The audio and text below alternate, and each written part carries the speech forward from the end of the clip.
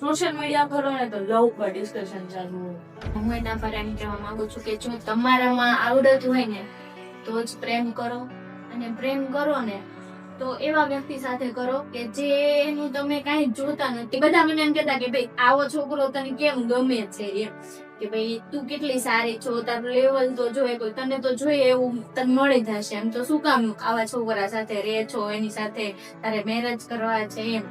એટલે મને બહુ હર્ટ થઈ. એટલે મેં કીધું ના ના, મને બહુ સાચવે છે, અને મેં કીધું મને ઈ ગમે ત્યાં જાઉં ને એટલે મને કોઈ દિવસ ઈ કઈ ના ન પાડે એમ.